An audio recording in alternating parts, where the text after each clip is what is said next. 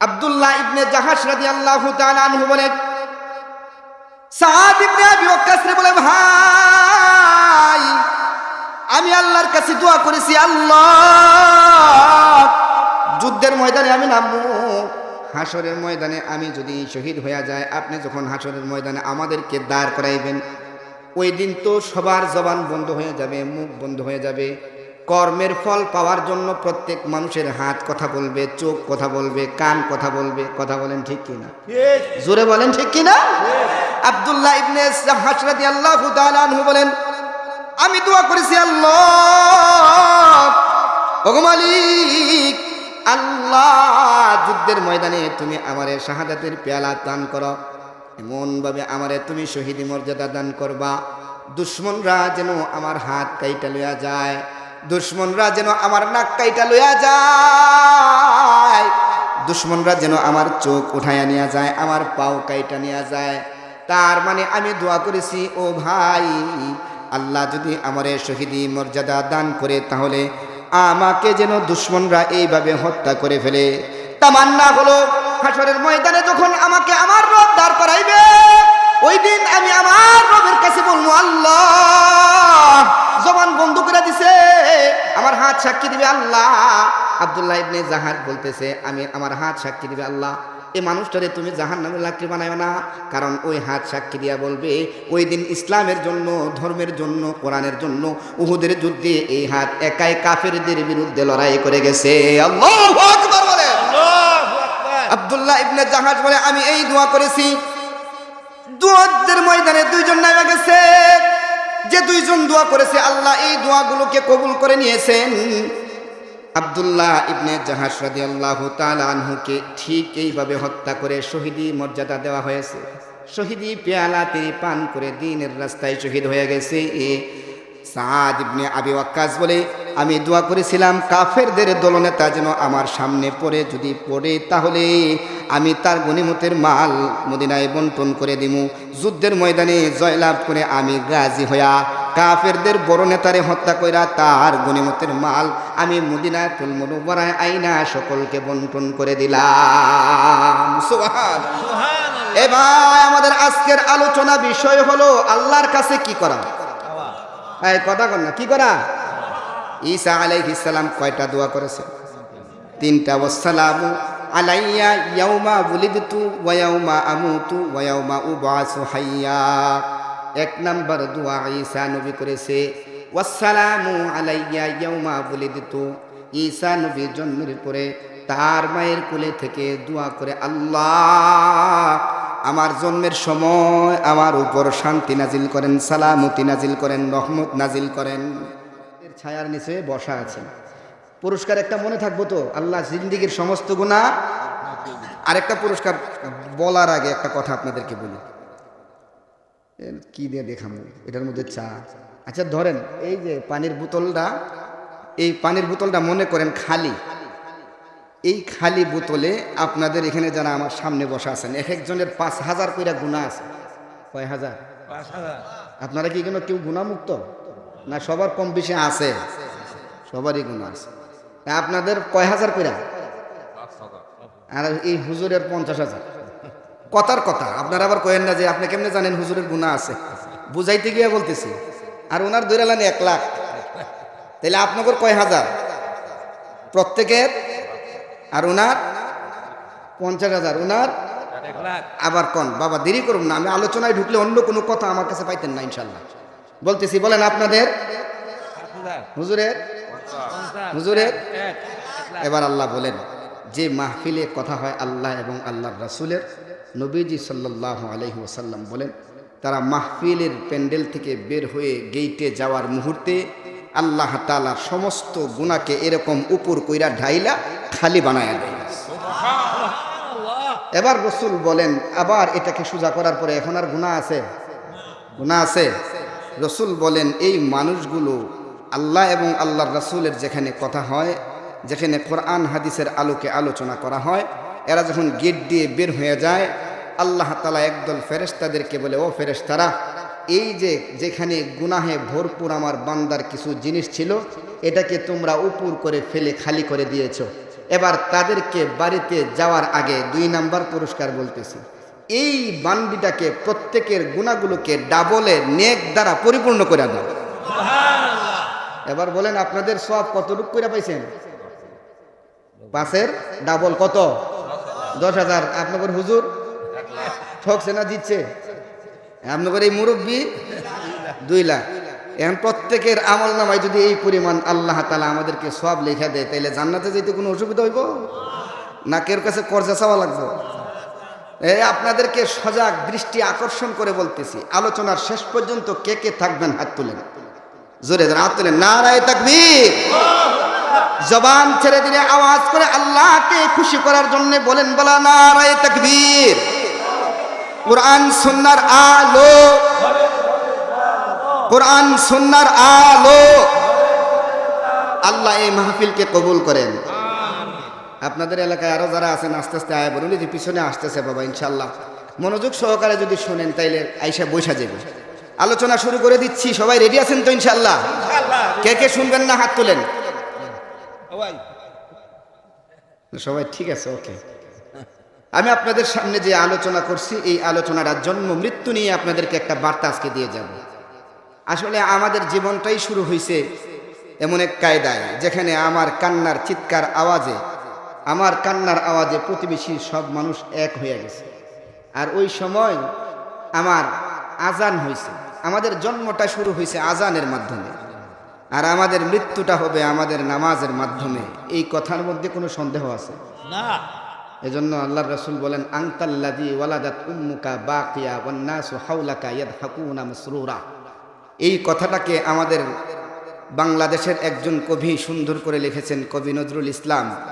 এমন জীবন তুমি করো হে গঠন, যেদিন তুমি এসেছিলে ভবে, কেঁদেছিলে একা তুমি, হেসেছিল সবে। আবার এমন জীবন তুমি করো হে গঠন, মরিলে হাসিবে তুমি, কাঁদিবে ভুবন। এজন্য কবিরা সুন্দর করে আমাদেরকে কিছু বার্তা দিয়ে গেছেন। এই বার্তাগুলো যদি আমাদের মনে থাকে, তাইলে আখিরাতের পুঁজি কামাই করা সহজ হয়ে যায়। মরণ থেকে যতই পালাও, মরণ তোমায় লইবে ঘিরি, যদিও তুমি পালাও গে আকাশ পানি লাগায়া সিঁড়ি। মরণের হাত থেকে পৃথিবীর কোনো মানুষ বাঁচতে পারবে না? আওয়াজ করে বলেন, পারবে না? জুয়ান বলেন, বুড়া বলেন, ধনী বলেন, গরিব বলেন, সাদা বলেন, কালো বলেন, যে ধরনের মানুষই হোক না কেন, যে ঘরানার মানুষ হোক না কেন, সময় শেষ তো ওই মানুষটার হায়াত শেষ হয়ে যায়। আল্লাহ তাআলা বলেন, দুনিয়ার মানুষগুলো, এই যে আজকে বছরের পয়লা দিন, 2026 সালের প্রথম রজনী, আজকে দিন চলে গেছে। অনেকেই তো মনে করতেছেন আমি বড় হয়েছি, আমার বড় বয়স বাড়ছে। কিন্তু আপনার বয়স বাড়ছে, কিন্তু বয়স বাড়ার পাশাপাশি হায়াতটাও কমছে না বাড়ছে? হায়াত কিন্তু কমে গেছে বাবা। এজন্য সিহরাইলের মানুষকে বলতে চাই, আজকের এই মাহফিল আবার বছর ঘুরে হয়তো বা এই দিনে হবে, কিন্তু এই মজলিসে যারা বসা আছেন আপনাদের থেকে হয়তো অনেককে আগামী বছর পাওয়া যাবে না, ঠিক কিনা? এজন্য কবি বলেন, মরণ থেকে যতই পালাও, মরণ তোমায় লইবে ঘিরি, যদিও তুমি পালাও গি আকাশ পানি লাগায়া সিঁড়ি। মানুষ কই যায় রে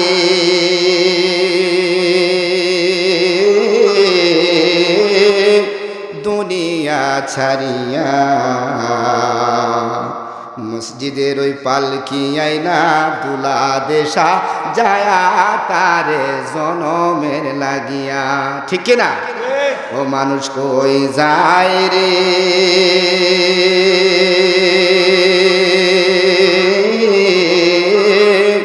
দুনিয়া ছাড়িয়া, মসজিদের ওই পালকি আইনা দুলা দেশা যায়া তারে জনমের লাগিয়া। মসজিদের ওই পালকি আইনা দুলা দেশা যায়া তারে জনমের লাগিয়া। জোরে কন্যা মারহাবা। এই বাড়ির লাগি করলা তুমি কত মারামারি, মামলা মুকদ্দমা করে খোয়াইলা রে করি। এই বাড়ির লাগি করলা তুমি কত মারামারি, মামলা মুকদ্দমা করে খোয়াইলা রে করি। আজকে তুমি যাবে চলে,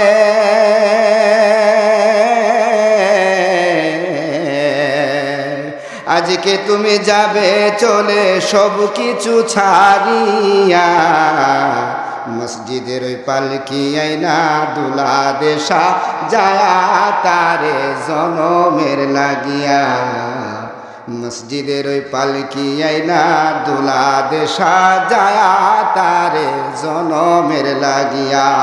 চিরবাস্তব কথা, ঠিক কিনা? দুনিয়ার কোনো মানুষ বাঁচার অধিকার রাখে না।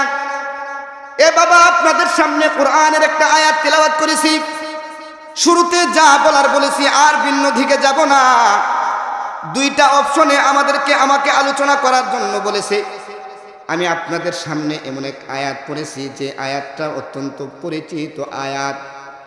আপনারা জানেন হযরতে আদম আলাইহিস সালাম থেকে শুরু করে হযরতে ঈসা পর্যন্ত নবীদের দরওয়াজা বন্ধ হয়ে গেছে। আর ঈসা আলাইহিস সালাম থেকে আপনার আমার নবী মুহাম্মাদুর রাসূলুল্লাহ সাল্লাল্লাহু আলাইহি ওয়াসাল্লাম আসার আগ পর্যন্ত দীর্ঘ 600 বছর। কয়শো বছর? 600 বছর। হযরতে ঈসা দুনিয়াতে আসছে। পয়গম্বর ঈসা রূহুল্লাহ, আল্লাহ তাকে আসমান থেকে রূহ দিয়ে বাবা ছাড়া মায়ের উদরে জন্ম দিয়েছেন। পয়গম্বর ঈসা রূহুল্লাহ দুনিয়াতে স্বাভাবিক কোনো কায়দায় আসে নাই, অস্বাভাবিক কায়দায় দুনিয়াতে আগমন করেছেন। আপনারা সকলেই জানেন ঈসা আলাইহিস সালাম বাবা ছাড়া দুনিয়াতে আসছেন, ঠিক না? মারিয়াম আলাইহিস সালামের গর্ভে আসছেন। কিন্তু ঈসা আলাইহিস সালাম বাচ্চা বয়স, যখন কথা বলতে পারে না, আমাদের যেই সমস্ত ছেলে মেয়েরা দুনিয়াতে আগমন করে, এরা কি 5-6 মাসে 2-4-5 দিনে কথা বলতে পারে? কিন্তু আল্লাহ তাআলা ঈসা আলাইহিস সালামের জবান থেকে অল্প বয়সে, যখন কথা বলার বয়স না, তখন আল্লাহ তাআলার কুদরত জাহির করে ঈসা নবীর জবান দিয়া কিছু কথা বলাইছেন। এই কথাগুলো আল্লাহ তাআলা কোরআনে হাকিমের আয়াত বানায়া দিয়েছেন। জোরে কোন আল্লাহু আকবার। এই আয়াত আপনাদের সামনে তিলাওয়াত করছি। তাইলে তো জানার ইচ্ছা জাগে যে ঈসা আলাইহিস সালাম বাচ্চা বয়সে এমন কি কথা বললো যেটা আল্লাহ কোরআনে উঠাই দিয়েছেন। কোরআনে উঠাইবেন না কেন? আপনারা জানেন কোরআনের আরেকটা সূরা আছে, সূরার নাম সূরায়ে লুকমান। শুনেছেন আপনারা? লুকমান আলাইহিস সালাম তিনি তার ছেলেকে অনেকগুলো নসিহত করেছিল। এটা আল্লাহ তাআলার খুব ভালো লাগছে। আল্লাহ তাআলা এই লুকমান হাকিমের কথাগুলোকে কোরআনের আয়াত বানায় দিছে। যদিও কথাগুলো ছিল লুকমানের, কিন্তু আল্লাহ কোরআনের আয়াত বানানোর কারণে এই কথাগুলো এখন আর লুকমান হাকিমের না। বলেন এই কথাগুলো কার? আল্লাহ। জোরে আওয়াজ করে বলেন কার? আল্লাহ।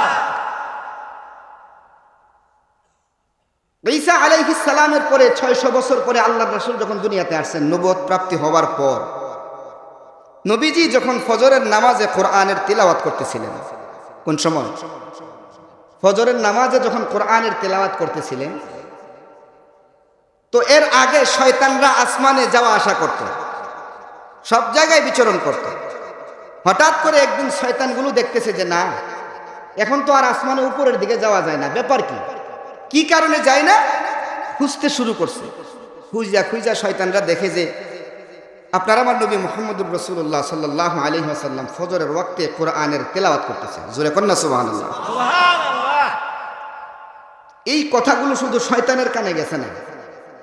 আপনারা জানেন আল্লাহ তাআলা দুইটা জাতিকে ইবাদতের জন্য বানাইছেন, একটা হলো মানুষ আর একটা হলো জিন। এই নবীজির কোরআনের তেলাওয়াত জিনদের কানে গিয়াও পৌঁছায় গেছে। এখন নবীজির কোরআনের এত সুন্দর তিলাওয়াত জিন জাতিরা শুইনা কইতেছে ইন্না সামি'না কুরআনান আজাবা। জোরে কোন আল্লাহু আকবার। ইন্না সামি'না কুরআনান আজাবা। নবীজির কোরআনের তেলাওয়াত শুনে জিন জাতিরা এই কথাটা বলছে, আল্লাহর কাছে ভালো লাগছে, আল্লাহ এই কথাটা কোরআনের আয়াত বানায়া দিছে। যদিও কথাগুলো জিন জাতির ছিল, কিন্তু এই কথাগুলো এখন কোরআনের হয়ে গেছে। হযরত ঈসা আলাইহিস সালাম বাচ্চা বয়সে এমন দোয়া আল্লাহর কাছে করেছে যে দোয়া করার মাধ্যমে আল্লাহ তাআলা কিয়ামত পর্যন্ত উম্মতে মুহাম্মদকে শিক্ষা দেওয়ার জন্য কোরআনের আয়াত বানায়া আমাদের জন্য অদূর ভবিষ্যতে নিজের জীবন গড়ার পথ পাথেই বানাইয়া কোরআনের আয়াত বানায়া দিছে।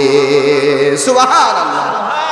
আল্লাহর রাসূল সাল্লাল্লাহু আলাইহি ওয়াসাল্লাম আমাদেরকে বলে গেছেন, কোরআনের আয়াত আমাদেরকে বলেন, হযরত ঈসা আলাইহিস সালাম বাচ্চা বয়সে মায়ের কোলে তাইকা দোয়া করে, ওয়াসসালামু আলাইয়া ইয়াউমা উলিদতু ওয়া ইয়াউমা আমুতু ওয়া ইয়াউমা উবআসু হাইয়া যালিকা ঈসা ইবনু মারইয়াম।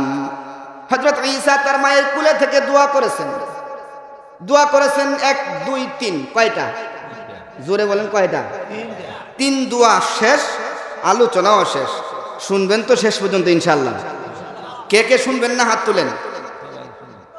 সবাই শুনবো আলহামদুলিল্লাহ কোন? আলহামদুলিল্লাহ। মনোযোগ আকর্ষণ। তার মানে আজকের আলোচনার মূল অপশন হচ্ছে দোয়া। আমাদের যতগুলো ইবাদত আছে, অন্যতম ইবাদত হচ্ছে আল্লাহর কাছে দোয়া করা। আল্লাহর কাছে কি করা? দোয়া করা। দোয়া কি আল্লাহর কাছে করবো না কোনো পীরের কাছে, মাজারে, বাবার কাছে, হাবার কাছে? কই কই কই কই? জোরে বলেন কার কাছে চাইবো? কার কাছে? আল্লাহর কাছে চাইব। ঈসা আলাইহিস সালাম 3টা দোয়া করে আল্লাহর কাছে চাইলেন। আল্লাহ এই দুয়ার বরকতে 3টাই দান করলেন। আল্লাহ এটাকে কোরআনের আয়াত বানায় দিয়ে আমাদের জন্য সামনের জীবনে চলার পথ ও পাথেই তৈরি করে দিয়েছেন। জোরে কোন সুবহানাল্লাহ। সুবহানাল্লাহ। তার মানে অন্যতম ইবাদত হলো আল্লাহর কাছে দোয়া করা। 4 ব্যক্তির দোয়া আল্লাহ কখনো ফিরাইয়া দেয় না। 1 নাম্বার, যারা নবী হইয়া দুনিয়াতে আগমন করেছে তাদের দোয়া আল্লাহ ফিরাইয়া দেয়। নবীরা যদি বদদোয়া করে থাকে এই দোয়াকেও ফিরাইয়া দেওয়া হয় না। ওই যে নূহ আলাইহিস সালাম দোয়া করেছে, রব্বিলা তাযারা আলাল আরদি মিনাল কাফিরিনা দাইয়ারা। 950 বছর দাওয়াত দিছে, মাত্র 40-42 জন লোক দিনে আসছে। হয়রান হয়ে গেছে, পেরেশান হইয়া আল্লাহর কাছে বদদোয়া করে ফেলছে। আল্লাহ বলেন, তুমি আমার নবী, তোমার দোয়া ফিরাইয়া দেওয়া যাবে না। এই জন্য এমন দোয়া করেছে যে প্লাবন হইয়া দুনিয়ার সব মানুষকে ধ্বংস করে দেওয়া হয়েছে। পক্ষান্তরে মূসা কালিমুল্লাহ মায়ের খেদমত করে তার জামানার উম্মত 4 ব্যক্তির দোয়া আল্লাহ কখনো ফিরাইয়া দেয় না। এর মধ্য থেকে 1 নাম্বার হলো নবীদের দোয়া আল্লাহ কখনো ফিরাইয়া দেয় না। উস্তাদের দোয়া আল্লাহ কখনো ফিরাইয়া দেয় না। মুসাফিরের দোয়া আল্লাহ কখনো ফিরাইয়া দেয় না। মা বাবার দোয়া আল্লাহ কখনো ফিরাইয়া দেয় না। মুসার জামানার সেই আলকামার কথা কার মনে আছে? যে তার মায়ের খেদমত করেছে, মা তার সন্তানের জন্য দোয়া করেছে, বলেছে আল্লাহ আমার এই সন্তানকে জমানার সবচেয়ে বড় নবীওয়ালা মানুষের সাথে সাক্ষাৎ করে দিও। মা দোয়া করতে দেরি হয়েছে, পয়গম্বর মূসা কালিমুল্লাহর সাথে দেখা করতে সাক্ষাৎ হইতে দেরি করে না। সুবহান। দোয়া করেছে আপনার আমার নবী মুহাম্মদুর রাসূলুল্লাহ সাল্লাল্লাহু আলাইহি ওয়াসাল্লাম, তিনিও দোয়া করেছেন। নবীজির দোয়াকে আল্লাহ কখনো ফিরাইয়া দেয় নাই। নবীজি দোয়া করেছেন আবু হুরায়রার জন্য। আবু হুরায়রার জন্য এমন এক দোয়া করেছে, দোয়া আল্লাহ কবুল করে নিয়েছেন। দোয়াটা কি? আবু হুরায়রা একদিন আইসা বলতেছেন, ইয়া রাসূলুল্লাহ, আমি আপনার দরবারে আসি, আপনার কথা শুনি, ঘরে যখন আমি ফিরে যাই তো আমার মা আমাকে গালিগালাজ করে, আমার মা আমাকে বিতর্কিত ভাষায় কথা বলে, আমার মা আমার প্রতি রাগান্বিত হয়। ওগো আল্লাহর নবী, আপনি যদি একটু আল্লাহর কাছে দোয়া করে দিতেন আর আল্লাহ যদি আপনার দোয়া কবুল করে নিত, তাইলে আমার মায়ের হেদায়েতের নূর জ্বলে যাইতো, আপনার হাতে কালিমা পয়রা জিন্দিগির তরে মুসলমান হয়ে যাইত। আপনার আমার নবী মুহাম্মদুর রাসূলুল্লাহ সাল্লাল্লাহু আলাইহি ওয়াসাল্লাম আবু হুরায়রাকে কাছে ডাইকা বলে, আবু হুরায়রা আমার কাছে বসো। আবু হুরায়রা আল্লাহর রাসূলের কাছে বসছে। আবু হুরায়রা যখন নবীজির কাছে বসছেন, নবীজি বলে, আবু হুরায়রা দোয়াটা ধরে ফেলো, চলো তুমি আর আমি দুজন মিলে আল্লাহর কাছে দোয়া করি। দোয়া করলেন। আল্লাহুম্মা হদি উম্মা আবু হুরায়রা, আল্লাহুম্মা হদি উম্মা আবু হুরায়রা। এই দোয়া করতে দেরি হয়েছে। আবু হুরায়রা নবীজির দরবার থেকে দৌড় দিতে দেরি হয় নাই, এক দৌড় দিয়া নিজের মায়ের কাছে চলে গেছে। অন্যদিন মারে ডাক দিলে মা ভিতর থেকে গালের কর্কশ ভাষায় আবু হুরায়রাকে ডাকে, কিন্তু আজকে যখন আবু হুরায়রা তার মাকে ডাক দিছে, ভিতর থেকে কর্কশ কোনো ভাষা আসে নাই, বরঞ্চ ভিতর থেকে সুন্দর সাবলীল ভাষায় একটা কথা আসছে, কে হে? আবু হুরায়রা নাকি তুমি আসছো? জোরে কন্যা আল্লাহু আকবার। আবু হুরায়রার বুঝতে বাকি নাই, আপনার আমার নবী মুহাম্মাদুর রাসূলুল্লাহ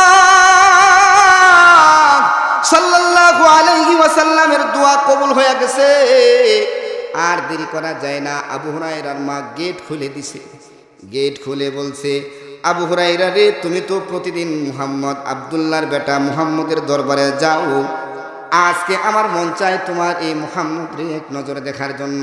যাও আবু হুরায়রা, তোমার হাতে আমারে ধইরা নিয়া মুহাম্মদের দরবারে বসায়া তার হাতে কালিমা পড়ায়া জনমের তোরে মুসলমান বানায়া দাও। এ ভাই, গভীর মনোযোগ দিয়ে শোনো, যতগুলো ইবাদত আছে অন্যতম ইবাদত হলো আল্লাহর কাছে কি করা? এই কন্যা, কি করা? আল্লাহর কাছে চাওয়া, আল্লাহর কাছে সাহায্য চাওয়া। কোন মানুষ বিপদে পড়া আল্লাহর কাছে যদি চায়, আল্লাহ এই বান্ধাকে কখনো ফিরাইয়া দেয় না। নবীজির জামানায় উহুদের যুদ্ধে দুইজন সাহাবী, মনোযোগ দিয়ে শুনেন বাবা, একটু পরে আয়াতের তরজমা ও তাফসির আপনাদেরকে শোনামু। এই কথাগুলো যদি আপনি মনোযোগ দিয়ে শুনেন, আমার নবী ঈসা আলাইহিস সালামের 3টা দোয়া আপনি ভালো করে বুঝতে পারবেন। নবীজির দুইজন সাহাবী, নাম তার সাদ ইবনে আবি ওয়াক্কাস, অন্য জনের নাম হলো আব্দুল্লাহ ইবনে জাহাশ রাদিয়াল্লাহু তাআলা আনহু। দুইজন সাহাবী উহুদের যুদ্ধে যাওয়ার জন্য নিজেকে তৈরি করছে।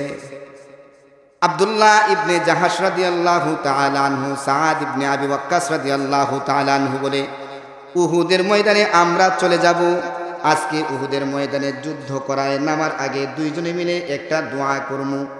চলো না দুইজনে মিলে এমন একটা দোয়া করে, যে দোয়া কোনো ভাষা বলা হবে না, মাঝে মাঝে তুমি জোরে বলবা আমিন, আমিও বলবো আমিন। সাদ ইবনে আবি ওয়াক্কাস বলে, আব্দুল্লাহ ইবনে জাহাশ রাদিয়াল্লাহু তাআলা আনহু বলে, উহুদের যুদ্ধে নামার আগে এমন একটা ব্যতিক্রম ধর্মী দোয়া তুমি করবা, তাহলে এই দোয়াটা দুইজনে আল্লাহর কাছে করা দরকার। সাদ ইবনে আবি ওয়াক্কাস রাদিয়াল্লাহু তাআলা আনহু দোয়া ধরেছে, মনে মনে দোয়া করতেছে, মনে মনে দোয়া করতেছে, মাঝে মাঝে কয় আমিন, জোরে বলে আমিন। তার সাথে শুইনা আব্দুল্লাহ ইবনে জাহাশ রাদিয়াল্লাহু তাআলা আনহু বলে আমিন। এবার সাদ ইবনে আবি ওয়াক্কাসের দোয়া শেষ, আব্দুল্লাহ ইবনে জাহাশ রাদিয়াল্লাহু তাআলা আনহু দোয়া ধরেছে। তিনিও মনে মনে কথা বলে, বাবা, আপনাদের এলাকায় এমন মা আছে কি যে এশারের নামাজ পড়ে একা একা আল্লাহর সাথে কথা কয়? আপনাদের এলাকায় এমন বুড়া বাবা আছে কি, এমন নওজোয়ান আছে কি যে রাত্রিবেলা তাহাজ্জুদের নামাজ পড়ে দুনিয়ার কোনো মানুষকে শোনায় না, একা একা আমার রবের সাথে কথা বলে, আমার রবের সাথে কথা বলে? এই কথাগুলো দুনিয়ার কোনো পশু পাখি শুনে না, একজন শুনেন, তিনি কে? জোরে আওয়াজ করে বলেন, তিনি কে? আল্লাহ শুনেন। দুইজনে কথা বলছে। এবার কথা বইলা যুদ্ধের ময়দানে নাইমা যাইব, উহুদের যুদ্ধে। তো একজন বলতেছে, ভাই, আপনি যে মনে মনে আল্লাহর সাথে কিছু কথা বললেন, আমরা যুদ্ধের ময়দানে নাইমা গেলে ফিরে আসবো কিনা জানি না, আপনি আসতেও পারেন নাও আসতে পারেন, শাহাদাতের তামান্না নিয়েই তো যুদ্ধে নামতেছি, তাইলে আপনি যে যুদ্ধ নাইমা যাইবেন, তাই আল্লাহর সাথে কি কথাগুলো বলছেন একটু বলেন না। যদি এই কথাগুলি শুনি, বাইচা আসি, তাইলে তো বুঝবো যে আল্লাহ আমাদের দোয়া কবুল করে নিছে। কিন্তু আমাদের তামান্না হলো আমরা যুদ্ধের ময়দানে শহীদ হয়ে যাব। সাদ ইবনে আবি ওয়াক্কাস রাদিয়াল্লাহু তাআলা আনহু বলেন, তুমি কি দোয়া করছো আল্লাহর কাছে, এটা আমারে শোনাও। আব্দুল্লাহ ইবনে জাহাশ রাদিয়াল্লাহু তাআলা আনহু বলেন, তুমি কি কইছো এটা আগে আমরে শোনাও। তো সাদ ইবনে আবি ওয়াক্কাস রাদিয়াল্লাহু তাআলা আনহু বলেন, আমি আল্লাহর কাছে দোয়া করছি মনে মনে, আল্লাহ, উহুদের যুদ্ধে যে আমি নামতেছি শাহাদাতের তামান্না নিয়ে নামতেছি, তবে আমার ইচ্ছা হলো উহুদের যুদ্ধে আমার সামনে যেন বিশাল বড় কাফেরদের এক নেতা পালোয়ান পড়ে, অনেক বড় ধনাঢ্য ব্যক্তি যেন করে, যারে আমি হত্যা করব, হত্যা কইরা তার গনিমতের মাল আইনায় মদিনাতুল মুনাওয়ারায় বন্টন কইরা আমি দিমু। এই দোয়াটা আমি আল্লাহর কাছে কইছি। জোরে কোন না আল্লাহু আকবার। আল্লাহু আকবার। এই দোয়াটা করছি। আব্দুল্লাহ ইবনে জাহাশ রাদিয়াল্লাহু তাআলা আনহু বলেন, ভাই আপনি যেই বড় দোয়া করছেন, এরপরে আমার আর কোনো দোয়া চলে না। কয় তাইলে তুমি কি কইছো আল্লাহর কাছে এটা বলো না। তা আব্দুল্লাহ ইবনে জাহাশ রাদিয়াল্লাহু তাআলা আনহু বলেন, আল্লাহর কাছে আমি কইছি, আল্লাহ শহীদি পেয়ালা, শহীদি মর্যাদা তুমি আমারে যুদ্ধের ময়দানে দান করো, তুমি আমারে শহীদি তামান্না, শহীদি মর্যাদা লাভ করো। আল্লাহ কিভাবে লাভ করবা?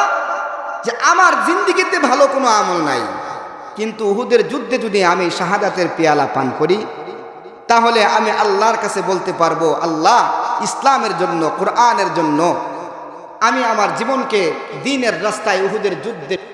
আব্দুল্লাহ ইবনে জাহাশ রাদিয়াল্লাহু তাআলা আনহু বলেন, সাদ ইবনে আবি ওয়াক্কাস রে বলে, ভাই আমি আল্লাহর কাছে দোয়া করেছি, আল্লাহ যুদ্ধের ময়দানে আমি নামবো, হাসরের ময়দানে আমি যদি শহীদ হয়ে যায়, আপনি যখন হাসরের ময়দানে আমাদেরকে দাঁড় করাইবেন, ওই দিন তো সবার জবান বন্ধ হয়ে যাবে, মুখ বন্ধ হয়ে যাবে।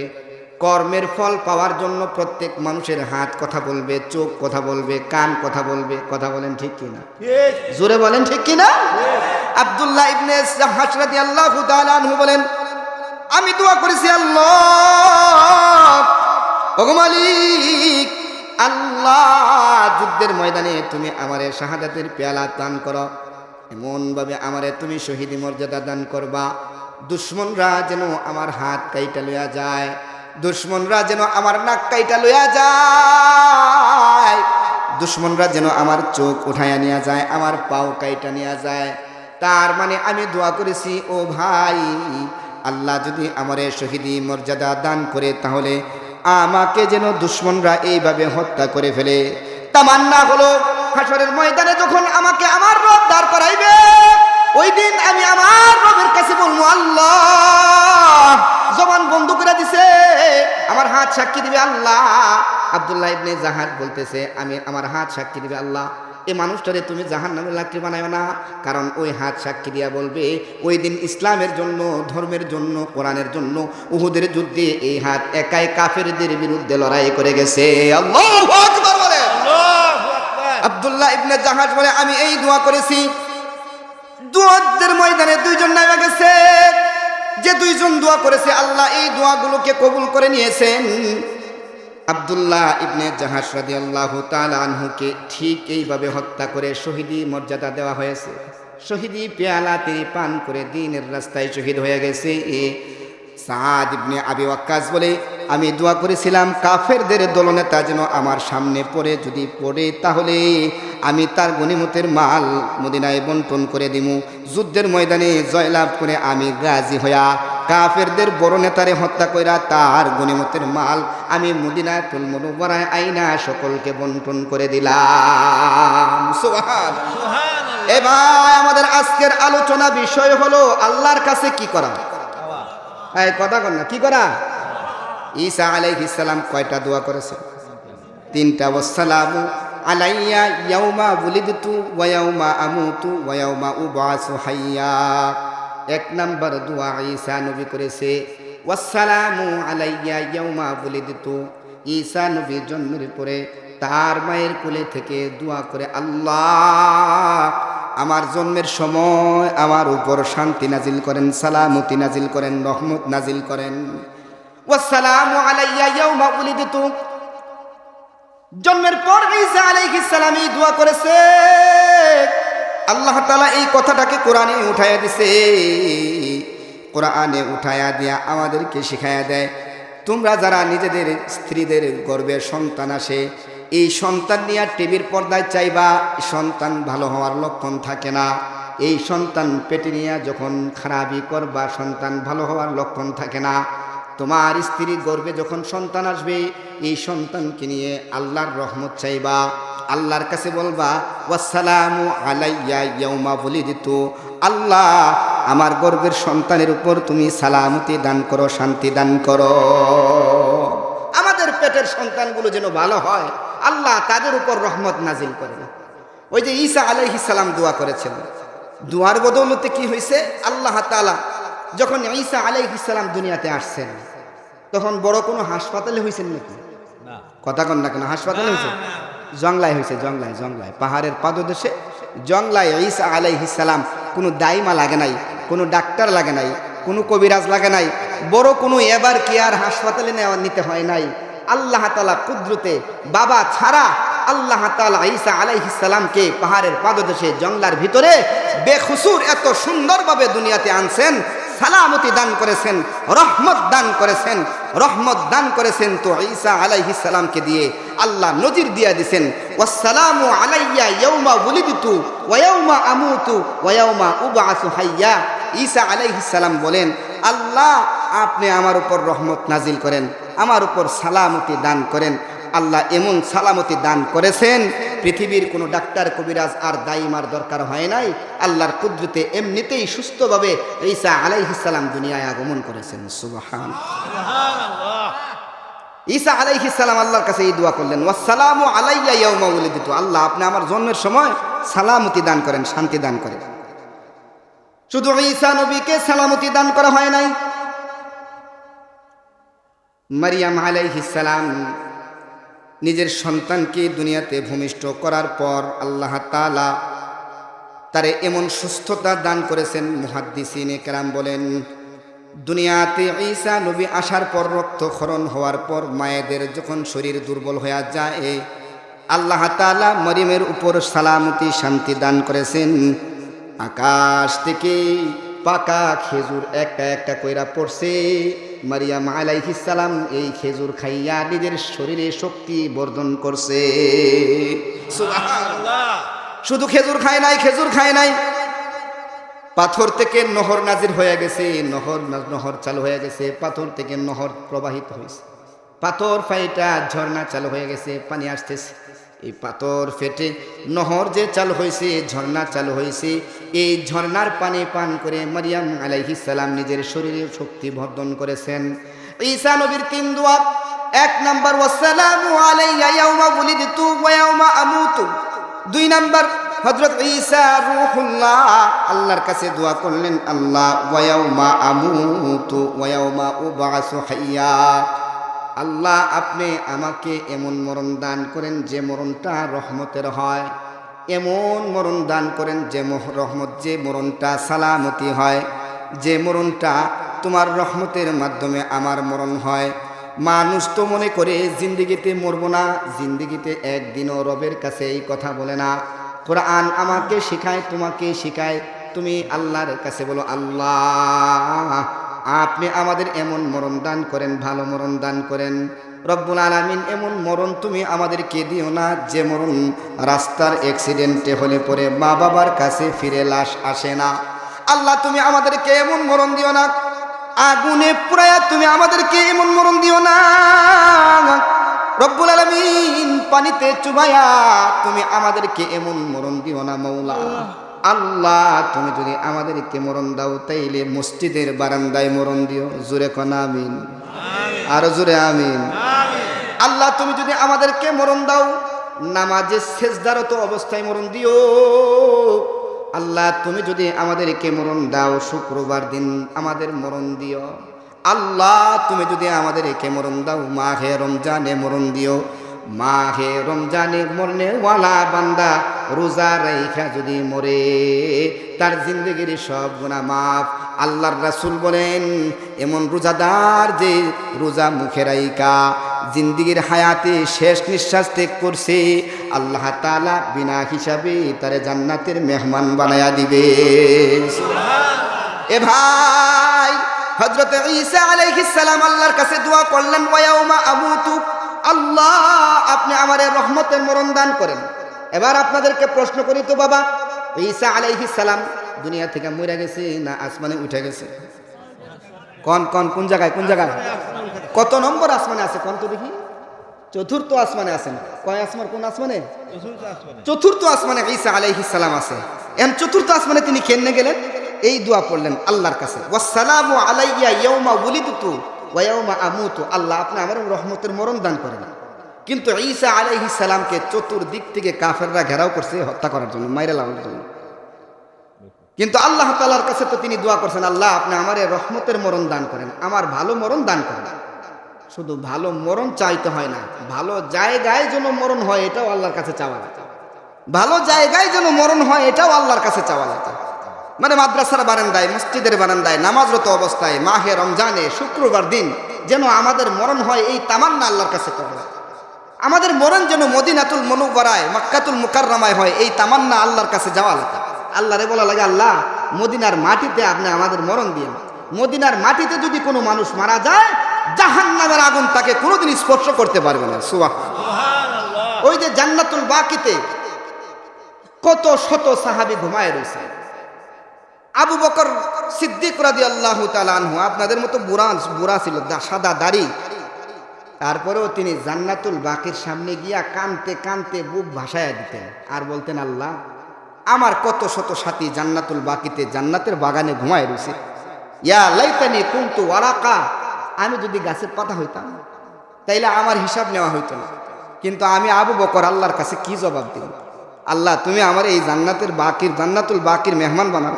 আল্লাহ তুমি মদিনার মেহমান আমাদেরকে বানায় দাও। আল্লাহ তুমি আমাকে মদিনার মেহমান বানাও। রাসূলের নবী যে এখানে শুয়ে রয়েছে ওই জায়গার মেহমান তুমি আমার তাড়াতাড়ি বানাও। আপনাদেরকে একটা হাদিস শোনাই, সুবহানাল্লাহ জোরে কইবেন, রেডি থাকেন, রেডি আছেন তো? আল্লাহর রাসূল বলেন, নবীজি মদিনাতুল মুনাওয়ারার যে জায়গায় শুয়ে আছেন ওই রওজার নাম রওজায়ে আতহার, মদিনা শরীফ। নবীজি যেখানে ঘুমায় রয়েছেন ওই জায়গার মাটি আল্লাহর আরশের চাইতেও বেশি দামি। আর একটু জোরে কওয়া যায় না বাবা? সুবহানাল্লাহ। নবীজি যেখানে ঘুমায় রয়েছেন ওই জায়গার মাটি আরশে আজিমের চাইতেও দামি। তাহলে ওই মদিনায় মরণের তামান্না কি আমাদের হয় না? আবু বকর শুধু চায় নাই, উমর দোয়া করতেন আল্লাহর কাছে, আল্লাহুম্মা রযুকনা শাহাদাতান ফি সাবিলিক ওয়াজআল মাউতি ফি বালাদি রাসূলিক। নিজে দোয়া করতেন আল্লাহর কাছে, আল্লাহ যদি আমারে তুমি শহীদি মরণ দান করো তাহলে মদিনায় দিও। আল্লাহ তুমি যদি আমাকে শাহাদাতের পেয়ালা পান করাও তাইলে মদিনায় যেখানে নবী শুয়ে আছে এই জায়গায় মরণ দিও। আল্লাহুম্মা রযুকনা শাহাদাতান ফি সাবিলিক ওয়াজআল মাউতি ফি বালাদি রাসূলিক। হযরত ওমর এমন দোয়া আল্লাহর কাছে করেছে, দোয়াটা আল্লাহ তাআলার কাছে কবুল হয়ে গেছে। হযরত ওমর ফজরের নামাজে দাঁড়ায় রয়েছে, দাঁড়ানো অবস্থায় কাফেররা আইসা ফজরের ওয়াক্তে খঞ্জর দিয়া হযরত ওমরের পেটের মধ্যে ছুরি দিয়ে দিছে। ছুরির আঘাতে হযরত ওমরের নারী বুড়ি সব মাটিতে লুটায়া পড়ছে। এ ভাই সিহরাইলের মানুষ, তুমি যে বাঁচবা এর কোনো গ্যারান্টি নাই, কিন্তু আল্লাহর কাছে ভালো মরণের দোয়া করো, আল্লাহর কাছে শহীদি মরণের দোয়া করো। আল্লাহর কাছে এমন মরণ তুমি চাও যে মরণ হয় রহমতের, আল্লাহর কাছে এমন মরণ তুমি চাও যে মরণটা হয় শান্তির। হযরত উমরকে যখন ফজরের ওয়াক্তে খঞ্জর দিয়া কাফেররা তার নারী ভুড়ি ফালাইয়া দিল, ওয়াক্তের নামাজে হযরত উমর মসজিদের বারান্দায় শুয়ে রয়েছে, মসজিদে রক্তে লাল হয়ে গেছে। ডাক্তার এসে পরীক্ষা করে হযরত উমরকে বলে, উমর হয়তোবা তুমি আর বেশি দিন বাঁচবা না, বেশি সময় বাঁচবা না। হযরত উমর ওই সময় নিজেকে দুর্বল না বানায়া আল্লাহর নামের শুকরিয়া আদায় করে বলে, আমি আল্লাহর কাছে দোয়া করেছিলাম, আল্লাহুম্মা রযুকনা শাহাদাতান ফি সাবিলিক ওয়াজআল মাউতি ফি বালাদি রাসূলিক। আমার কপাল বড় ভালো যে মওলা আমার এই শাহাদাতের পেয়ালা পান করাইছি আর নবী আরবির মদিনাতুল মুনাওয়ারায় আমার মরণ দান করছে। আল্লাহু আকবার, জোরে আওয়াজ করে বলেন আল্লাহু আকবার। শুধু কি তাই, হযরত উমর যখন দুনিয়া থেকে বিদায় নিয়ে চলে গেছে, আল্লাহর রাসূল বলেন হযরত উমরের কবরটা তো আমার কাছাকাছি হয়, তার মানে আল্লাহর রাসূল হযরত আয়েশা সিদ্দিকা রাদিয়াল্লাহু তাআলা আনহা থেকে বর্ণিত, আয়েশার কাছে খবর পাঠানো হয়েছে, ওগো নবীজির পেয়ারা স্ত্রী, আপনার জায়গাটা তো নবীজির কাছাকাছি দেওয়া হয়েছে, আপনি যদি আপনার এই জায়গাটা ছাইরা হযরত উমরের জন্য দিয়ে দিতেন তাইলে হযরত উমরকে আল্লাহর নবীর কাছাকাছি শোয়াইয়া দেওয়া হইতো। আয়েশা বলি, আমি জান্নাতুল বাকিতে ঘুমাইমু, আর উমরের মতো গুণীওয়ালা মানুষকে নবীর কাছাকাছি শুইতে দিমু। সুবহানাল্লাহ। নবীর কাছাকাছি তাকে শুইতে দেওয়া হবে, কারণ উমর হলো বহুত গুণওয়ালা মানুষ, ও বহুত বড় মেজাজওয়ালা মানুষ। যে উমর খলিফাতুল মুসলিমিন হওয়ার পরেও রাতের আধারে আটার বস্তা নিয়ে রাতে রাতে মানুষের দুয়ারে দুয়ারে হাঁটছে। কে না খেয়ে আসে, প্রত্যেকের দুয়ারে দুয়ারে হেঁটে হেঁটে নিজে কাঁধে করে আটার বস্তা পৌঁছায়া দিছে। আর আল্লাহকে বলছে, আল্লাহ আমারে যে তুমি মদিনার খলিফাতুল মুসলিমিন বানাইছো, ও মওলা তুমি কিন্তু দুনিয়ার জিন্দেগিতে আপনাদেরকে বাবা বলে যাই, খুব খেয়াল করে শুনেন। কোরআনের 2 নম্বর তিলাওয়াত আয়াত আপনাদের সামনে করেছি। আল্লাহ বলেন, ইয়াউমা লা ইয়ানফাউ মালুন ওয়ালা বানুন ইল্লা মান আতাল্লাহা বিকলবিন সালিম। দুনিয়ার মানুষগুলোকে আল্লাহ তাআলা ডাইকা ডাইকা বলতেছে, দুনিয়ার মানুষগুলো সাবধান, 2টা জিনিস কখনোই কাজে আসে না। বলেন কয় জিনিস? 2 জিনিস কোনোদিন কাজে আসে না। এবার ভালো করে শুনেন, এটা কোরআনের আয়াত। আল্লাহ বলতেছেন, ইয়াউমা লা ইয়ানফাউ মালুন ওয়ালা বানুন ইল্লা মান আতাল্লাহা বিকলবিন সালিম। আল্লাহ বলেন, সারাটা জীবন যেই সন্তানের জন্য তুমি খাইটা নিজে ঘর বাড়ি বানায় দিয়া গেলা, সারাটা জীবন সম্পদ অর্জন করার জন্য যে ফিকির তুমি করলা, কিয়ামতের দিন এই 2টা কোনোটাই কাজে আসবে ইল্লা। কোনটা? যে সন্তান নেককার সন্তান, এই সন্তান কাজে আসবে। ইল্লা ওই মাল কাজে আসবে যে মাল আল্লাহর রাস্তায় দান করা হয়। আর যে মাল কোনোদিন আল্লাহর রাস্তায় দান করা হয় না, এই মাল কোনোদিন কাজে আসবে। যে সন্তান কোনোদিন কাজে আসবে না, নেককার না, এই সন্তান কাজে আসবে না। আল্লাহ বলেন ওই মাল কোনোদিন কাজে আসবে না যে মাল আল্লাহর রাস্তায় খরচা করা হয় না। আল্লাহ বলেন, ইল্লা মান আতাল্লাহা বিকলবিন সালিম। ওই আত্মাটা সুস্থ হয়ে যদি আমার কাছে আসে, ওই আত্মাটা সুস্থ হইয়া যদি আমার কাছে আসে, ইল্লা মান আতাল্লাহা বিকলবিন সালিম, সুস্থ আত্মা যদি আমার কাছে ফিরে আসে, এই আত্মাটাই আমার কাছে অনেক দামি। সুবহানাল্লাহ। এজন্য আল্লাহর রাসূল সাল্লাল্লাহু আলাইহি ওয়াসাল্লাম বলেন, আস-সাদকাতু তারুদ্দুল বালা। সদকা এমন এক জিনিস যা দুনিয়ার জিন্দেগির সমস্ত মুসিবত দূর করে দেয়। আল্লাহর রাসূল বলেন, শুধু দুনিয়ার মুসিবত দূর করে না, ও দুনিয়ার মানুষ খেয়াল করে শুনেন, সিহরাইলের মানুষ, নবীজি বলেন, কোনো মানুষ যখন আল্লাহর রাস্তায় কোনো কিছু দান করে, এই দান করনেওয়ালা ব্যক্তিকে আল্লাহ 1 টাকার বদলে 10 গুণ সওয়াব দুনিয়ার মধ্যে দান করেন। সুবহানাল্লাহ। কেমনে দান করেন? নবীজির একেবারে বরাবর সহিহ হাদিস দিয়ে আপনাদেরকে শোনায়া দেন। হযরত আলী রাদিয়াল্লাহু তাআলা আনহু বিবি গড়ে অসুস্থ, হযরতে ফাতেমা রাদিয়াল্লাহু তাআলা আনহা শরীরে জ্বর আসছে। এই জ্বর শরীর নিয়ে স্বামীরে বলতেছে, স্বামী আনার খাইতে মন চাইছে। আনার আপনারা চিনেন?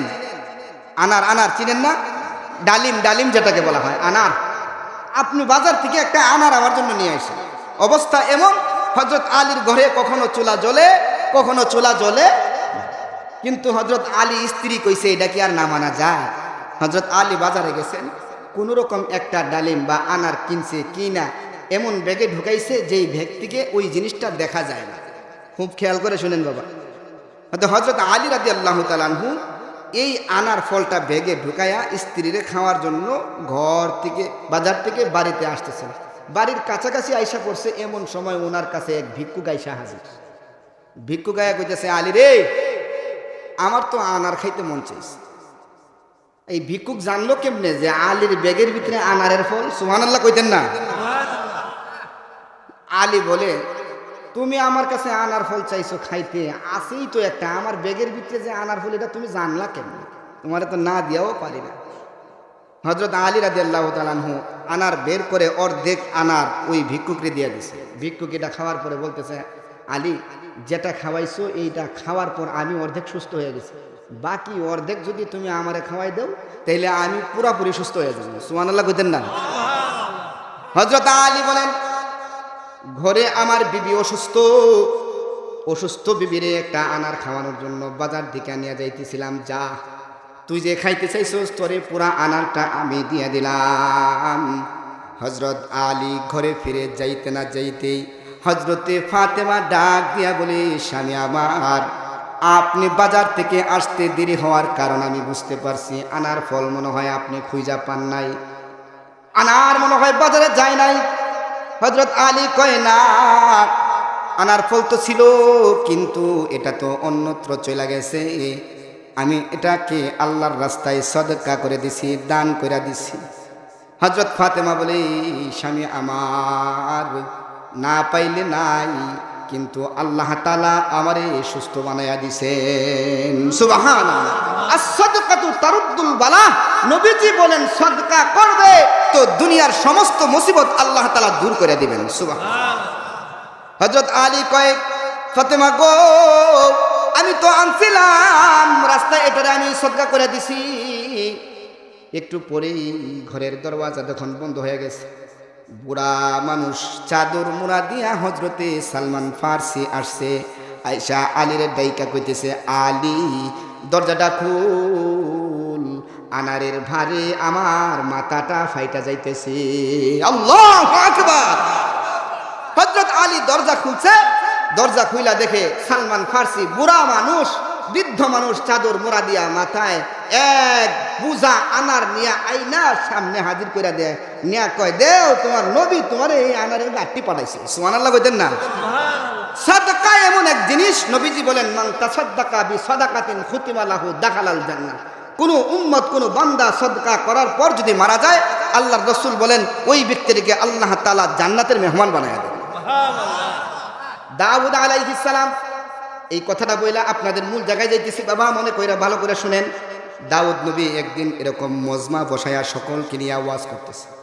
এমত অবস্থায় আজরাইল আয়েশা বলতেছেন, এ দাউদ নবী, আপনার মজমায় বসা একজন যুবক দেখেন না মুচকি হাসি দিতেছে, এরে কিন্তু আমি একটু পরে ওর জানটা বাইর করে লইয়া যাব। হযরত দাউদ আলাইহিস সালাম বলেন, আপনি কি আমারে নিতে আইছেন নাকি সাক্ষাৎ করতে আইছেন? আজরাইল আলাইহিস সালাম কয়, আপনার সাথে সাক্ষাৎ করতে আইছি, কিন্তু এই যুবকটারে আর 2 মিনিট পরে আপনার দুনিয়া থেকে উঠাইয়া লইয়া যাবো। মজমা শেষ হয়ে গেছে, এলাকার লোকগুলো যার যার বাড়িতে চলে গেছে। পরের দিন আবার মজমা টানা হয়েছে। ওই যে সদকার কথা বলছিলাম, আল্লাহর রাস্তায় যদি কোনো বান্দা দান করে, সার যদি দুনিয়ার কোনো মুসিবত শুধু দূর হয় না, আল্লাহ বলেন দুনিয়ার 10 মুসিবত দূর করে দেয়। শুধু তা নয়, তার বাবা মা নানা নানি 14 গোষ্ঠীর কবরের আযাব আল্লাহ মাফ করে দেয়। সুবহানাল্লাহ। এবার দাউদ আলাইহিস সালাম পরের দিন সকল উম্মতকে নিয়ে বসছে। তিনি তো জানে ওই যুবকটা দুনিয়া থেকে বিদায় নিয়ে চলে যাবে। ইতিমধ্যে হযরতে আজরাইল আলাইহিস সালাম আয়েশা বলে, আউজা ইরান আও কাবিদান, দেখতে আইছেন না আমারে নিতে আইছেন? কয়, না পয়গম্বর, আপনারে দেখতে আইছি। হঠাৎ করে চেয়ে দেখে মজমার কোনায় ওই যুবকটা দেখা যায়, যে যুবকটা গতকালকে দুনিয়া থেকে বিদায় নিয়ে চলে যাওয়ার কথা। পয়গম্বর দাউদ আলাইহিস সালাম যুবকরে ডাইকা বলতেছে, ও আজরাইল ভাই আমার, গতকালকে না এই যুবকটা দুনিয়া থেকে চলে যাওয়ার কথা, কেন রে সে এখনো দুনিয়া থেকে বিদায় নিয়ে গেল না? এটা তোমার কাছে জানতে চাই। আজরাইল কয়, পয়গম্বর দাউদ নবী, এটা আমারও প্রশ্ন আপনার কাছে জানতে চাই। এবার আজরাইল আলাইহিস সালাম বলেন, ও দাউদ আলাইহিস সালাম, যে যুবকটা গতকালকে দুনিয়া থেকে বিদায় নিয়ে চলে যাওয়ার কথা, এই যুবকটাকে আমি তার জানটা বের করে নেওয়া যাওয়ার সময় আল্লাহ বলে, চুপ থাক, আর জান বাইর করিস না। আল্লাহু আকবার বলেন, এই জানটা বাইর করিস না। কারণ কি? কারণ হলো যুবকটা মজমা থেকে বের হইছে, ভিক্ষুক আইসা বলছে, আল্লাহর রাস্তায় আমারে কিছু দে। যুবকটা তার পকেটে হাত ঢুকায়া যা পাইছে সব কিছু আল্লাহর রাস্তায় দান করে দিছে। হাদিসে পাকে নবীজি সাল্লাল্লাহু আলাইহি ওয়াসাল্লাম বলেন, যুবক তার পকেট থেকে কত ভাইর কইরা দিছে এটা সে নিজেও দেখে না। দান করব ডান হাতে, বাম হাতে জানবে না। ডান হাতে দান করব, বাম হাতে বলতে পারবে না। এটাই তো দান, যে দান খালেস নিয়তে আল্লাহর রাস্তায় দেওয়া হয়। আজরাইল বলে, ও দাউদ আলাইহিস সালাম, ওই যুবকটা যে গতকালকে তার কাছে চাওয়া ভিক্ষুক চাইছিল, পকেট থেকে বের করে যে সম্পদ দিয়েছিল, ওই দিন ওই সম্পদের পরিমাণ ছিল 6 দিরহাম। দিরহামের তখন অনেক বড় মূল্য।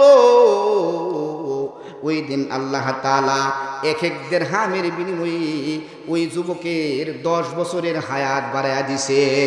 আল্লাহু আকবার। এই 10 বছরের হায়াত বাড়ায়া দিছে রে। তাইলে 6 60 বছরের হায়াত বাড়ায়া দিছে। আরে ফেরেশতারা আল্লাহর কাছে একদিন প্রশ্ন করতেছে, আল্লাহ আপনি যে জমিন দুনিয়াতে বানাইলেন, এরকম পাওয়ারশীল জমিনের চাইতে আরো কিছু আছে? তো আল্লাহ তাআলা দুনিয়ার চতুর্দিকে পাহাড় ফিট করে দিয়েছেন, যার কারণে এই দুনিয়ার জমিন নাড়াচাড়া করে না। আল্লাহ তাআলা জমিনকে আমাদের জন্য ফিরাস বিছানা বানাইছেন। তো এই জমিন আছে পানির উপরে এরকম টলমল টলমল করতেছিল। তো আল্লাহ তাআলা চতুর্দিকে পাহাড়ের পেরেক মাইরা দিয়া জমিনকে স্থির বানাইছেন। ফেরেশতারা আসমানের দিকে চেয়ে বলে, আল্লাহ এত বড় পাহাড় যে আপনি বানাইছেন, এর চাইতে বড় পাহাড়ও কি আছে? আল্লাহ বলেন, এর চাইতে বড় শক্তিশালী জিনিসও আছে। ফেরেশতারা প্রশ্ন করলেন, আল্লাহ এর চাইতে শক্তিশালী জিনিস আবার কি? আল্লাহ বললেন, এর চাইতে শক্তিশালী জিনিস হলো লোহা। যে লোহা পাহাড়কে কেটে গাড় বানায় দেয়, যে লোহা পাহাড়কে কেটে রাস্তা বানায় দেয়, যে লোহা পাহাড়কে কেটে নদী বানায় দেয়। ফেরেশতারা প্রশ্ন করলেন, ইয়া আল্লাহ এই লোহার চাইতেও কি শক্তিশালী কিছু আছে? আল্লাহ বলেন, অবশ্যই এর চাইতে শক্তিশালী কিছু আছে। ফেরেশতারা বললেন, ইয়া আল্লাহ এটা আবার কি? আল্লাহ বললেন, লোহার চাইতে শক্তিশালী হলো আগুন, যে আগুন লোহাকে গলায়া মোমের মতো বানায়া দেয়। ফেরেশতারা প্রশ্ন করলেন, আল্লাহ এই আগুনের চাইতেও কি শক্তিশালী কোনো জিনিস আছে? আল্লাহ বললেন, অবশ্যই আছে। আগুনের চাইতে শক্তিশালী জিনিস হলো বাতাস, যে বাতাস আগুনকে নিবায়া দেয়। আল্লাহর রাসূল সাল্লাল্লাহু আলাইহি ওয়াসাল্লামের হাদিস থেকে পাওয়া যায়, ফেরেশতারা ওই দিন আল্লাহর কাছে প্রশ্ন করলেন, আল্লাহ এর চাইতেও কি শক্তিশালী কোনো কিছু আছে? তো আল্লাহ তাআলা বললেন, এর চাইতে শক্তিশালী জিনিস আছে, কিন্তু এটা বলা যাবে না। ফেরেশতারা আল্লাহর কাছ থেকে জানতে চাইলেন, আল্লাহ এটা আপনি আমাদেরকে বলেন। আল্লাহ জানায়া দিলেন, পাহাড়ের চাইতে, লোহার চাইতে, আগুনের চাইতে, বাতাসের চাইতে শক্তিশালী জিনিস হলো আমার উম্মতের সাদকা। যে উম্মত দ্বীনের রাস্তায় সাদকা করে, যে উম্মত দ্বীনের রাস্তায় দান করে, ওই উম্মতের দান এই পাহাড়, আগুন, বাতাসের চাইতেও বেশি শক্তিশালী হয়ে যায়। সুবহানাল্লাহ। হযরত আলী রাদিয়াল্লাহু তাআলা আনহু, সালমান ফারসি রাদিয়াল্লাহু তাআলা আনহু এর দরবার, উনি আয়েশা আলীর দরবারে দাঁড়ায় রয়েছেন। এই কথাটা আপনাদেরকে শোনায়া দিতে চাই। শুনতে রাজি আছেন তো ইনশাআল্লাহ? বাবা দুই হাত উপরে তুলেন তো দেখি, দুই হাত উপরে দেন, নাড়াচাড়া দেন। কেউ ঘুমাই গেছেন? নারায়ে তাকবীর, জোরে জোরে আওয়াজ করে নারায়ে তাকবীর। কুরআন সুন্নাহর আলো, কুরআন সুন্নাহর আলো। আল্লাহ এই এলাকাবাসীকে কবুল করেন। হাত নামান। বাবা আমি মুসাফির, শুরুতেই বলছিলাম 4 ব্যক্তির দোয়া আল্লাহ কখনো ফিরায় দেয় না। একটা হলো নবীদের দোয়া, নবীদের দোয়ার কয়েকটা উদাহরণ দিলাম। ঈসা আলাইহিস সালামের 3টা দোয়ার 2টা দোয়া শোনাইলাম। ওয়ায়াউমা আমুতু, রহমতের মরণটা কিভাবে হয়েছে এটা আপনাদেরকে শোনাইবো। বাবা আরেক দল দোয়া মানুষ হলেন উস্তাদ, যারা শিক্ষক, তাদের দোয়া আল্লাহ ফিরায় দেয় না। পিতামাতার দোয়া আল্লাহ ফিরাইয়া দেয় না। মুসাফিরের দোয়া আল্লাহ কখনো ফিরাইয়া দেয় না। সুদূর সিলেট থেকে আগত আমি আপনাদের কাছে মুসাফির মানুষ, আপনাদেরকে নিয়ে আজকে আলোচনাও করছি আল্লাহর কাছে দোয়া করার। শেষ বেলায় দোয়াও আপনাদেরকে নিয়ে করতে চাই। আপনারা সবাই দোয়ায় থাকবেন তো ইনশাআল্লাহ? ইনশাআল্লাহ। আপনাদের এলাকার শিহরাইল গ্রামের ওই কবরস্থান প্রকল্পে আপনাদের কাছে আরজি, বাবা আমার হাতে কে হাত রেখে আজকে এই কবরস্থানের জন্য দান করতে চান? 5,000, 10,000, 20,000, আমি আপনার জন্য দিল খুলে দোয়া করব। কবরস্থানের অনেকগুলো ওয়াল হয়ে গেছে, কিছু বাকিও আছে। রড, সিমেন্ট, ইট, বালু সবগুলো আপনাদের থেকে গ্রহণ করা হবে। আজকের এই মজমা থেকে আল্লাহ তাআলার কাছে নিজের জিন্দেগির গুনাহের জন্য, যাদের পিতামাতা মারা গেছে, দাদা দাদি মারা গেছে, ভাই নিজের বাবাকে নিজের হাতে কবরে রাখছেন, এমন কবরে রাখনেওয়ালা বাবা সন্তানকে দেখতে চাই। আজকে এই কবরস্থানের জন্য আমাকে কে 10,000 টাকা দান করবেন? আমি তার জন্য সর্বপ্রথম দোয়া করব। এমন একজন যুবক ভাই আছেন এখানে, যে আছেন 10,000 টাকা আল্লাহর রাস্তায় দান করবেন। আপনার জন্য আমি দিল খুলে দোয়া করব। আপনি এই 10,000 টাকা একবারে না দেন, 2বারে না দেন, 3বার 4বারে দিবেন, আস্তে আস্তে করে দিবেন। আর সাদকাতু তারুদ্দুল বালা, নবীজি বলেন সাদকা আল্লাহ তাআলা জিন্দেগির সবগুলো মুসিবত দূর করে দেন। যেমনিভাবে হযরত আলী রাদিয়াল্লাহু তাআলা আনহু এর স্ত্রীর শরীরের জ্বর ভালো হয়ে গেল, সালমান ফারসি রাদিয়াল্লাহু তাআলা আনহু তার জন্য 10 গুণ নিয়ে আসলেন। দুনিয়ায় 1 টাকা দান করলে দুনিয়াতেই আল্লাহ 10 গুণে বাড়ায় দিবেন। কে আছেন এমন একজন বুড়া বাবা, যুবক ভাই? আপনাকে দেখতে চাই, এই মজমায় সাক্ষী রেখে দেখতে চাই। কে আছেন এমন 10,000 টাকা আল্লাহর রাস্তায় দান করবেন? ওই আপনি দাঁড়ান দাঁড়ান চাচা দাঁড়ান, নারায়ে তাকবীর, জোরে আওয়াজ করে বলেন নারায়ে তাকবীর, নারায়ে তাকবীর। এই চাচার নাম কি? আব্দুল, হ্যাঁ আব্দুল, ইয়া আল্লাহ, আব্দুল আজিজ চাচা বুড়া মানুষ, আবু বকরের মতো বুড়া হয়ে গেছে। আল্লাহ, মুসাফিরকে ফিরাইয়া দেওয়া হয় নাই। রব্বুল আলামিন শেহরাইল উত্তরপাড়া কবরস্থানের উন্নয়ন প্রকল্পে 10,000 টাকা তোমার রাস্তায় দান করেছে। আল্লাহ 5,000 টাকা নগদ দিয়ে দিছে, জোরে কোন মারহাবা। 5,000 টাকা আব্দুল আজিজ চাচা নগদ দিবেন, আর 5,000 টাকা তিনি দিবেন। রব্বুল আলামিন তিনি তার মা বাবাকে হয়তোবা হারায় ফেলছে। আল্লাহ, ইয়া আল্লাহ, ওনার আব্বা আম্মার কবরকে চিরসুখের জান্নাতের বাসিন্দা বানায় দেন, জোরে বলেন আমিন, আমিন ইয়া রব্বাল আলামিন। হায়াতের মধ্যে বরকত দান করেন রব্বুল আলামিন, কামাই রুজিতে বরকত দান করেন, ব্যবসা বাণিজ্যে বরকত দান করেন। ইয়া আল্লাহ, অসুস্থ মানুষগুলোকে শিফায়ে আজলা কামেলা দায়েমা নসিব করে দাও। আয় রব্বুল আলামিন, ফ্যামিলির যারা রয়েছে, পরিবারের যারা রয়েছে, আল্লাহ সকলের রিজিক তুমি বাড়ায়া দাও। 10,000 টাকার বিনিময়ে রব্বুল আলামিন 10 গুণে গুণান্বিত করে 10 কোটি টাকার মালিক বানায়া দেন, জোরে বলেন আমিন। আর কে আছেন? আরেকজন, 5 জনরে নিব, এরপরে আবার কমায় দেবো ইনশাল্লাহ। অনেকে ভাবতেছেন হুজুর কমান, জি আপনাদের জন্য কমানো হবে, শেষ পর্যন্ত এমন এক জায়গায় হাত দিমু, শেষ করে না যাওয়া যাইবে না। আর একজন কে আছেন? যুবক ভাই, মা বাবার নামে, দাদা দাদির নামে, আত্মীয় স্বজনের নামে কবরস্থানের উন্নয়ন প্রকল্পে আপনি দান করবেন। এই দানগুলো তারা কবরস্থানে বসে বসে দেখবে যে আমার বাবা, আমার সন্তান, আমার স্বামী, আমার বন্ধু আমার জন্য দান করেছে। আল্লাহ তাআলা আপনাদের দানের উসিলায় এই কবরবাসীকে মাফ করে দিবেন, জোরে কোন সুবহানাল্লাহ। কে আছেন? আরেকজন বাবা, 10,000 টাকা, 10,000, বেশি না, 10,000 টাকা দিবেন আল্লাহর রাস্তায়। কেউ নাই? এই মাত্র একজন। আমি তো জানি শিহরাইলে আপনাদের এলাকায় অনেক প্রবাসী আছে, বিদেশে থাকে, আপনাদের অনেকের সন্তান বিদেশে আছে। মোটামুটি বাড়িঘরও আমি যা দেখছি আপনারা কেউই গরিব না, সবাই বালা কাতারে আছেন। এই 10,000 টাকার সিরিয়ালটা যদি আমি 2-4-5 জনের না পাই, তাইলে আমি যে আপনাদেরকে আজকে নিয়ে দোয়া করবো, দোয়ার আলোচনা করছি, এটা বৃত্তি দেব। কে আছেন বলেন? 10,000 টাকা আপনার জন্য দিল খুলে প্রাণ খুলে দোয়া করবো। বাবা, আমি আল্লাহর কাছে দোয়া করবো। 10,000 টাকা কে আছেন? এদিক থেকে একজনের বাইর করছি, ওই দিক থেকে একজনের দেন। আমি আপনার জন্য আল্লাহর কাছে দোয়া করব, রব্বুল আলামিন যেন আপনাদের দানকে কবুল করেন, মঞ্জুর করেন। দানের উসিলায় যেন আল্লাহ তাআলা আপনার পিতামাতাকে ক্ষমা করে দেন। এমন একজন কে আছেন? হযরতে সালমান ফারসি রাদিয়াল্লাহু তাআলা আনহু, আয়েশা হযরত আলী রাদিয়াল্লাহু তাআলা আনহুকে বলতেছেন, ও আলী, দরজা খোলো, দেখো না আমার মাথায়। মুরব্বী কিছু কইবি মনে হয়। চাচা, আপনি এটা আরো পরে দিলেও পারতেন, আপনার লেগে দোয়া করবো। নামটা কি কন? বসেন। শাকান্দার আলী চাচা আমাদেরকে দান করছেন, ইনশাল্লাহ বলবো। আর কে আছেন বাবা এখানে? 10,000 নাই? নাই, 10,000 নাই। দাদা দাদি, বাবা মা, স্ত্রী, পুত্র, আমি, এই 5, 2, 2, 4, 6, 7 জনের নামে এক ভাই। ভাইয়ের নামটা বলেন? প্রফেসর, আলহামদুলিল্লাহ বলেন। প্রিন্সিপাল মুজিবুর রহমান, জোরে কোন মারহাবা। ইয়া রাব্বাল আলামিন, ইয়া কামাল হাকিমিন। আল্লাহ, প্রিন্সিপাল মুজিবুর রহমান উনি তার দাদা দাদি, বাবা মা, স্ত্রী, পুত্র এবং নিজের জন্য রব্বুল আলামিন শিহরাইলের কবরস্থানের জন্য 10,000 টাকা দান করেছে। ইয়া আল্লাহ, মুজিবুর রহমানের এই 10,000কে তুমি কবুল করে নাও। যাদের জন্য দোয়া চেয়েছি রব্বুল আলামিন তাদের জিন্দেগীর সমস্ত গুনাহগুলি মাফ করে দাও। আমিন আমিন ইয়া রব্বাল আলামিন। বরকত নিয়ে আলোচনা করছিলাম, আল্লাহ নবীদের দোয়া কবুল হয়, কয়েকটা উদাহরণ দিলাম। ঈসা নবীর 3টা দোয়ার 2টা বললাম। রব্বুল আলামিন তাদের দানের ব্যাপারে তোমার কাছে হাত তুলেছি। রব্বুল আলামিন যে সমস্ত খেটে খাওয়া মানুষগুলো আল্লাহ কবরস্থানের সৌন্দর্যের জন্য দান করেছে, আল্লাহ সকলের দানকে তুমি কবুল আর মঞ্জুর বানায়া দাও, ফেলিয়ে না দিও আল্লাহ,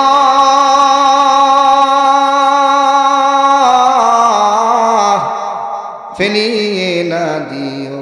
গুনাহ যত করেছি গো মাফ তুমি দিও। বন্দা আসি বন্দিগি নাই, শেষ করেছি জিন্দেগি, আখেরাতের বিচার দিনে এ পাপীদের উপায় কি? মাফ করে দাও আল্লাহ, মাফ করে দাও। দাও, জিন্দেগীর যত গুনাহ আছে মালিক তুমি মাফ করে দাও।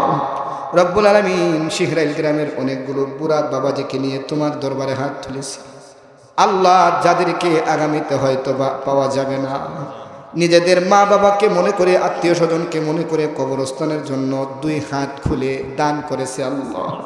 রব্বুল আলামিন সকলের দানকে তুমি কবুল আর মঞ্জুর করে নাও। রব্বুল আলামিন জানি না কোন দিন মাইকে কার নামে এলান হয়ে যায়, মসজিদের ওই পালকিখানা কার দরওয়াজায় এসে দাঁড়ায় যায়, রব্বুল আলামিন জানা নাই। আল্লাহ আমাদেরকে আখিরাতের সামনা জোগাড় করার তৌফিক দিয়া দাও রব্বুল আলামিন। আল্লাহ শীতের রাত্রিতে টপ টপ করে আল্লাহ কুয়াশা পড়তেছে, কিন্তু বুড়া বাবাজিরা ধৈর্য ধরে বসে রয়েছে চাতক পাখির মতো। আল্লাহ রব্বুল আলামিন, আল্লাহ বুড়া বাবাজিদেরকে তুমি আবু বকরের মতো না বানাইয়া মাহফিল থেকে বের করো না ইয়া রাব্বাল আলামিন। আল্লাহ যে বুড়া বাবা তার মারে নিজের হাতে কবর রাখছে, বাবারে কবর রাখছে, আল্লাহ আমি নিজেও বাবা হারা সন্তান, নিজের হাতে বাবাকে কবরে রাখছি। আল্লাহ কবরের মানুষগুলো দুই হাত বাড়ায় আমাদেরকে প্রতিনিয়ত ডাকে, আমরা কেউ দেখি না, কেউ শুনি না। রব্বুল আলামিন যে হাতে মা বাবাকে কবরে রাখলাম, আল্লাহ গো তোমার হাতে ভিক্ষা চাই আল্লাহ, তাদের জিন্দেগির সব গুনাহ তুমি মাফ করে দাও রব্বুল আলামিন। তাদের কবরকে জান্নাতুর টুকরা বানায়া দাও রব্বুল আলামিন। শিহরাইল গ্রামের কত মানুষ চেনা জানা অজানা আল্লাহ ঘুমায় রয়েছে, নতুন পুরাতন যত কবরবাসী আছে সকল কবরবাসীকে তুমি মাফ করে দাও রব্বুল আলামিন। নিজেকে যারা খুব বড় মনে করতেছি আল্লাহ, তোমার এই দয়ার কাছে আমরা কিছুই না রব্বুল আলামিন। তোমার দয়ার ভিখারি আমরা, আমাদেরকে তোমার রহমতের চাদরে আবৃত করে দাও। এত রাত্রিতে যারা বসে রয়েছে আল্লাহ, সকলের জিন্দেগির সব গুনাহ তুমি মাফ করে দাও।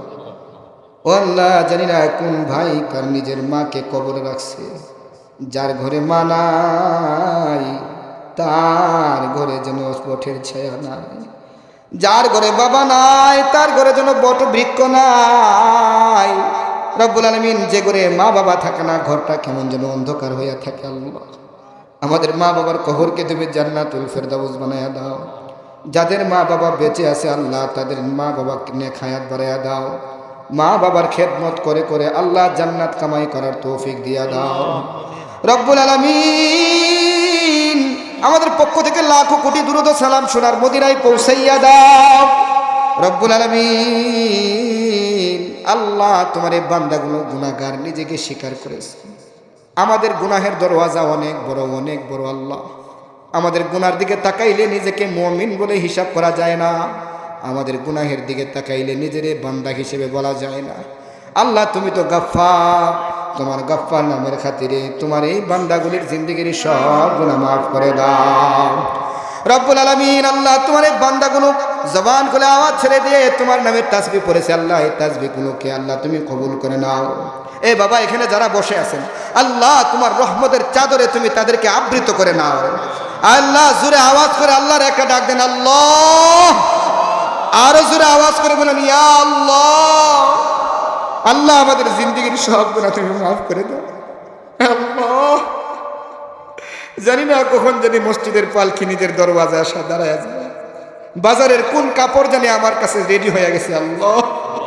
আল্লাহ বড়ই পাতার গরম জলে গোসল দিয়ে আল্লাহ রব্বুল আলামিন সন্তান নিজের কবরে রেখে দিলেন। একদিন যাবে, দুই দিন যাবে, তিন দিনের দিন আর যাবে না মাওলা।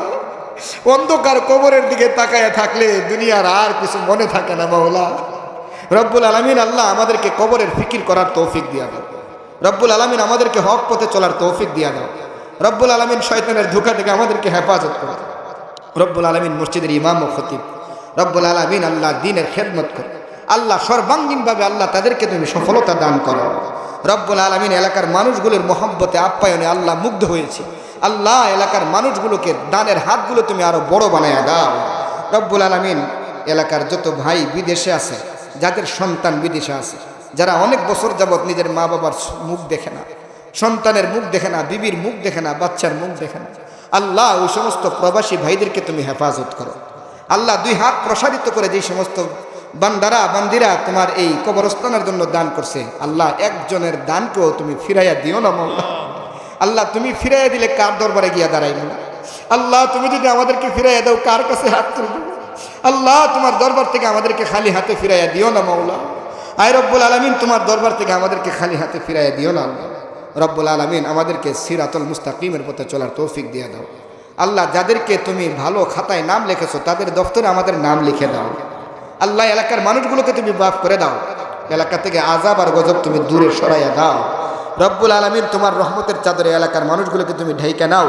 আয় রব্বুল আলামিন শৈত্য প্রবাহ থেকে আমাদেরকে হেফাজত করো, অতিরিক্ত শীত থেকে আমাদেরকে হেফাজত করো রব্বুল আলামিন। আবু বকর উসমানের মতো বুড়া বাবাজিদেরকে তুমি কবুল করে নাও আল্লাহ। যুবক ভাইদেরকে আলীর মতো বানায়া দাও ইয়া রব্বাল আলামিন। আল্লাহ জান্নাতি মেহমান আমাদেরকে তুমি বানায়া দাও আল্লাহ। এলাকার মসজিদকে তুমি কবুল করো আল্লাহ। মসজিদের অনেকগুলো কাজ আল্লাহ তোমার কুদরতিভাবে তুমি সম্পূর্ণ করে দাও ইয়া রব্বুল আলামিন। কবরস্থানের কাজ তোমার কুদরতিভাবে তুমি সম্পূর্ণ করে দাও আল্লাহ। প্রত্যেকটা ঘর থেকে একজন আলেম তৈরি করে দাও আল্লাহ। ইসলামের খেদমত করা তৌফিক দিয়া দাও।